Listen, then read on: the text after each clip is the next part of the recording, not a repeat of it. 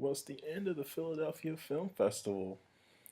Today is the last day. Now, today I did not go to any films, but I've seen four additional films at the festival since the last video that I uploaded. So I'm going to go over those films, give you impressions, and just let the discussion go where it may. On the I think the last video I posted was on the 23rd, I believe, somewhere around there. And the next film I saw was on the 24th. And that was a French film called Three Worlds, which was a good film. I think good is the best I can say about it. You know, possibly could have been better. And I'm going back. I'm seeing so many films. I got to really think about this. The film had issues. One of the things that's really important about Three Worlds is that it's a concept that I've always thought about, and that in reality, in life that's lived, you know, you see the world through your own eyes. That's how you experience the world through your own, through how you navigate through this thing that we call living.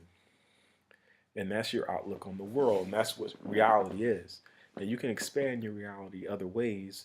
Like one of the ways I do is by just learning about different things, either through text or video or whatever. You can discover a lot of things around the world without ever actually visiting there, staying close to home. So that's an interesting thing. It allows you to go outside your box, but still, in your reality, it's your lived life that you kind of you draw upon, and is where most of your experiences that's where it all comes from. And in this movie, you saw how basically three different worlds came together through one traumatic incident. There was a death in this case in the film. The commercial qualities of this film, I don't know. I don't know if it's going to have a wider release outside of festivals. I just can't call that. And the ending, I thought, left some things to be desired. I would have liked to see certain different things happen. Thought it was unsatisfying. Now, a lot of times in French film, there are a lot of things that happen, especially the ending. That's what I'm really getting at here. The ending in a lot of French films. People who like to see everything wrapped up in a nice, pretty package by the end of the film, which is something that most American or big budget Hollywood films always try to do, no matter what the subject matter is. A lot of people who are used to that type of filmmaking are left a little unsatisfied by French films, where there may not be a strong resolution at the end of the film. Normally, that doesn't bother me. Here, the lack of resolution, I think, kind of said it's a message. By the director or the creators of this film that I wasn't really particularly comfortable with. But overall, it was okay. It's a good movie. It was worth seeing. The next film that I saw was called Clandestine Childhood. It was a film from Argentina. Excellent film. And it showed this interaction. One of the things is when you think of people who are doing extraordinary things, and in this film you saw people who were involved in the fight against the dictatorship that developed in Argentina, the military dictatorship, and they took up arms against the military dictatorship. So they were very actively fighting this dictatorship and doing it by military means. But it did it from the standpoint of these people being heads of a family. You had a husband and wife, and how this affected their family and their children, which is a very interesting standpoint. This is my point, is that a lot of times when you see people, you don't think of them as heads of a family. at even having a family. You don't only think of them through the things that they're actually doing. So this was an interesting take, showing, and it really was unclear why they put themselves at such risk and also include their family. The only thing I can think, well, it was touched on a little bit on the film, in that they felt that their fight was so just, and that, you know, they wanted their children to be exposed to it, you know, even though it was dangerous. And at one point in the film, you know, one of the characters said that, you know, to another family member, I would rather, if I die, I'd rather my children be raised by my comrades than by you. You know, so this political struggle that they're involved in was so big that they felt that, you know, I guess even, you know, it was bigger than the risk that they were putting their family under. You know, I guess that's the way to look at it. And it was a really good movie. You know, Argentine films from Argentina are not. I'm talking about from a standpoint of the United States and being in Philadelphia, are not. I guess, you know, films from Latin America in general, despite the large Latino population in the United States, are not um, viewed that much, or not and just not distributed that much. So I don't know if this film is going to have a longer life. I wish it. I hope it does, because I think it's a really good film. It was one of the best films in the festival, and I'm going to talk about my favorite film of the festival in this video. Um, I saw that on the 25th, Clandestine Childhood, film I just was discussing. Next one, 26. Wow, I can't believe that was 2 days ago. It seems like it was last night. The Late Quartet. And the Late Quartet is a great was a great film.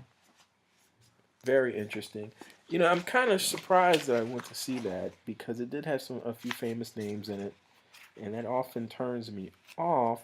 Although when I saw the um, preview trailer, I was interested enough, and it looked like this Christopher Walken was in a couple of films at this festival. He was in this. He was very good in it. I mean, I thought he was excellent. Christopher Walken. I'm not pronouncing his name right. I thought he was excellent in this film. And I'm not really a big fan of him. He has a large fan following. I'm not a huge fan of his. But I thought he was good. Philip Seymour Hoffman. Imogen Poots. Catherine Keener. I think Philip Seymour Hoffman might be the next most famous person in this film. If that who is, I think it is in the film. I'm not really good with actors' names. I know a few people very famous. Other than that, I kind of forget. But I think this film is very accessible. Is heavily, if you're into classical music, I think that would be something. If you're a person that has learned to play music, I'm not, but I think people of that type will be very interested in this film. It's a very good story. It showed the dynamic of creative people working together and having conflict due to their own creative ambitions, which is something I think a lot of people can identify with. I thought they handled that very well in the film. Um, and the last film of the festival, so on the 27th, I have all my tickets here. Shadow Dancer. Shadow Dancer. Shadow Dancer is from the UK, and it takes place in, I believe, 1980s, during the Troubles in Northern Ireland. A very strong film, apparently, and I'm learned this from the the presenting of the film by the person with the Philadelphia Film Festival. Um, Apparently, the director normally works in documentary, and this is his first feature film. And the guy was explaining how he brings this type of um, what's the word I'm looking for? dramatic take on documentary, I guess. And he brings that, you know, so he was so good in that, you knew he was going to be a good feature filmmaker, and he did a good job here. Very strong film, and and it showed, well, basically in the film, the main character is working with the IRA, and she is caught in a jam, caught red-handed essentially, and starts to work for the British. But it's a lot more complex than that, and I thought they handled it very well in this film. Very well put together film. I thought it was excellent. The ending again left a lot of questions. When I watched the film, I'm like, okay, did I understand completely what just happened? And I don't think I did, but that's okay. It was still an excellent film. So that was all the films I saw at the Philadelphia Film Festival. Altogether, it was 9 films. I had 11 tickets. One film I didn't go to because I wasn't feeling well. Another film I didn't go to because I had an opportunity to see the film prior to the festival after I already had a ticket. After I had the ticket, I got a chance to see the film online, and so I didn't go. So total, I saw 10 films, one prior to the festival, 9 during the festival, and one of the films I saw during the festival, I saw at a previous festival in New York. So now I'm going to talk about, and I didn't give this any thought before I started this video, or very little thought before I started this video, my favorite film at this festival out of the 10 or so that I was exposed to here, either in and around the festival. And this is a really hard thing. I think I'm going to have to say there's a few films that really stood out in my mind. Something in the Air, Shadow Dancer really stood out in my mind. And I'm trying to think if there are any other films that really stood out. Oh man. Let me see. Something in the Air, Shadow Dancer. The Late Quartet was good.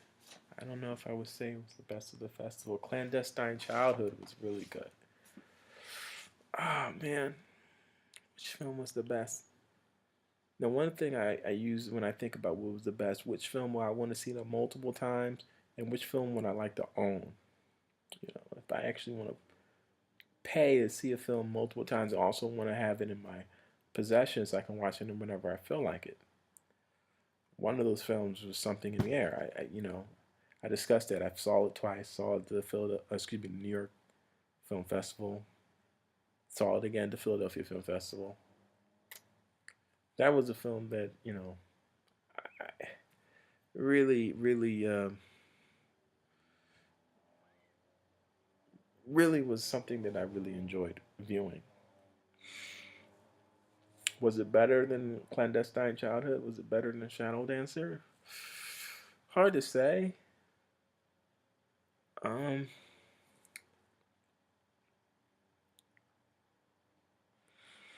but I'm gonna have to probably go with Something in the Air as being my favorite film at this festival. Yeah, just using all the criteria. That was it. I'm trying to think. Was there anything else? No, that was it. So, based on my view, and this is also going back what I talked about with Three Worlds, based on the films that I had an opportunity of seeing at this festival, that I had the opportunity to interact with, I'm going to have to go with Something in the Air being my favorite film at this Philadelphia Film Festival, and being the top film at the Philadelphia Film Festival. Um, and I found out something going online. Apparently, Something in the Air is going to be released in November. If you go to their page on IMDb, they have a release date for the film saying it's going to be released in November. And I'm assuming that means the United States. So it's probably going to get a wide release. This film screams getting a wide release based on the subject matter and how it's handled. you know, yeah, it's a good film. So a lot of you people out there are going to get a chance to see it, and I think you'll enjoy it. So okay, that's my favorite film at the Philadelphia Film Festival. Now, um, just some closing thoughts about the festival in general.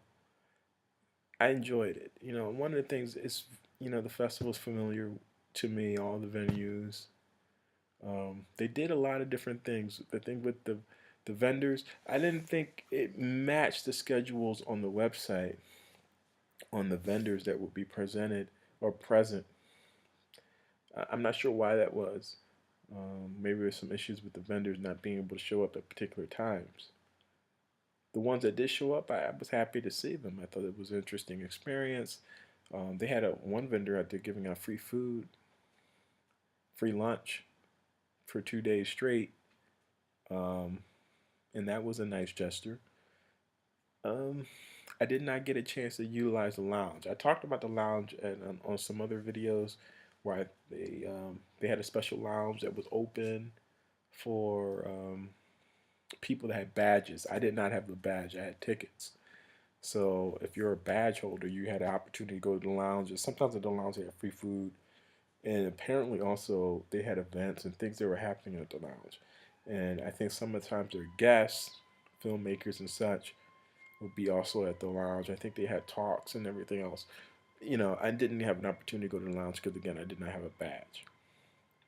Um, One thing about Shadow Dancer is that I think that was the last film I saw at the festival, and that was the film that I think was the most crowded of all the films I went to at the festival. It was like the old days almost. All the way up until the first couple of rows, it was people. I'm not sure why, although it was a very good film. I'm not sure why so many people decided to go view that film. It might have just been one of those things, but they had a very nice crowd for that film. I did not stay for any of the Q&As for any of the films. I'm not really interested in Q&As. There's never been a Q&A. Now, for example, I would probably stay for a Q&A for a couple reasons. One thing, if I don't have anything else to do. Um, if it's at an awkward time where I need to go and do something else, I probably wouldn't stay for the Q&A. But if it's just at an earlier showing, staying for the Q&A is not a big deal. But circumstances, sometimes I don't want to stay. A lot of times, I want to get out the theater and go to the bathroom or something. You got to do that early, if otherwise you're waiting. So another thing, a lot of the directors and things I don't really know. This is a random film that I decided to view based on the trailer and the description.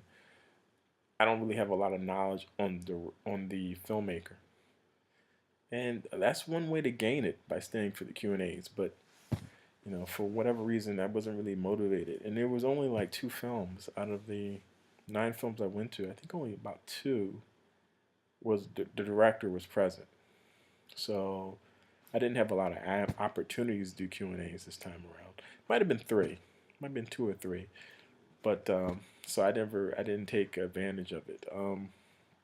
Another thing I'm thinking, um, if it was a director that I knew, like a Spike Lee or Jean-Luc Godard, I mean somebody like that, I would stay for the Q&A.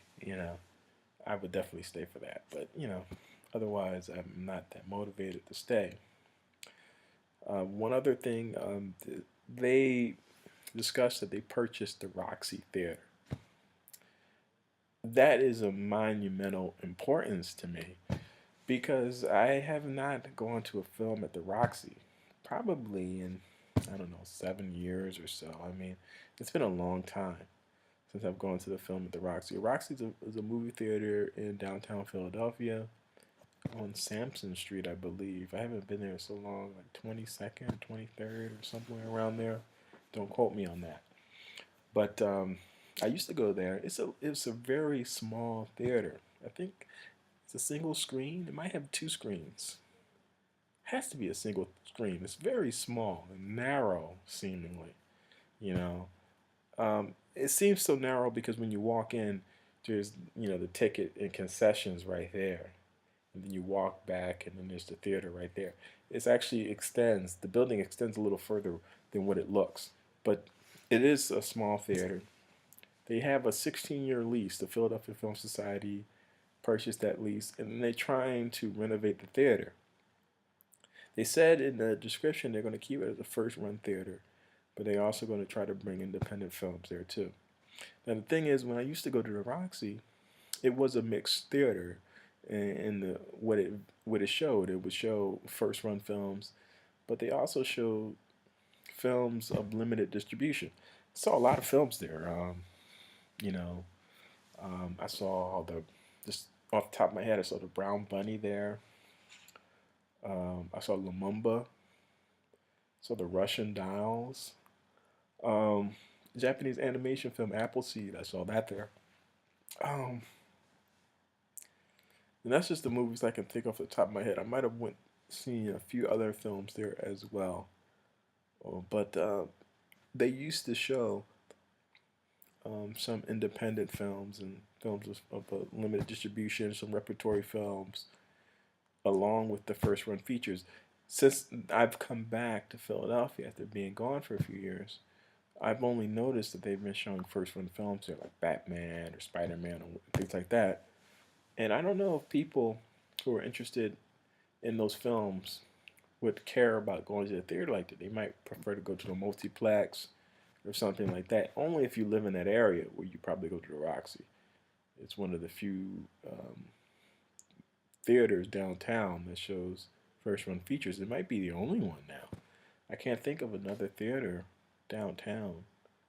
So that might have been one of his drawing powers that allowed it to stay open. But after a while that ran out. But now we have the Philadelphia Film Festival purchasing it and using it for like a nonprofit purpose. It could be a really extraordinary thing, and hopefully it's something I can contribute to. They're asking for donations. They said they have the lease, but they don't have the money to renovate. They're going to get the money some way, somehow. They're going to get the money. And even how bad can it be? I haven't been there again in years. It's been 7 years. It may be in bad shape. But they, renovation. They want to bring it up to speed and have it, have it a class facility that you can really be proud of. I wonder if having that facility is going to change the relationship that the Philadelphia Film Festival has with the Ritz theaters, and Philadelphia Film Society and the film festival have. Probably not. It's probably just be another venue that they'll have, and this will be a venue they'll have under their control. So it probably won't change the relationship that much. Like I'm thinking about in Seattle, the Seattle Film Society, they have their own theater. But during their film festivals, they use that theater, and they also use the theaters owned by Landmark as well. The Ritz theaters here in Philadelphia are also owned by Landmark. So I think it'd just be another awesome place where you'll get an opportunity to see films you wouldn't normally get a chance to see. And that's extraordinary because one thing we definitely need in the city is another venue, not owned by Landmark, that's outside that framework. And so I'm really looking forward to seeing that happen. And I hope.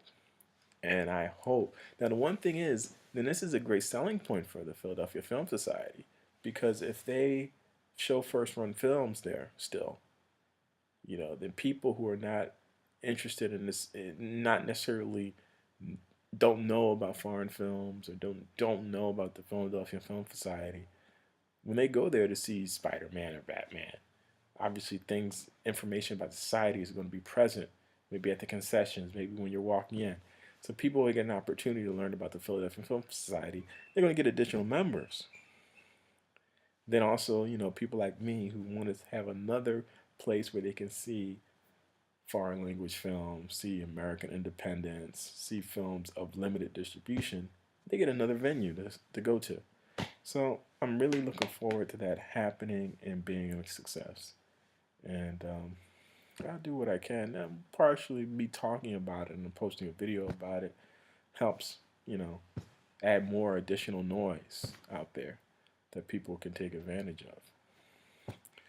But yeah, that's basically overall. I was pretty much I enjoyed the festival and I was satisfied with it. Um, this is the first time I've ever printed up my tickets online. That was convenient. I didn't have to go to a ticket office. I could show up with my ticket I printed up online and I'm good to go. So I'll probably do that again in the future.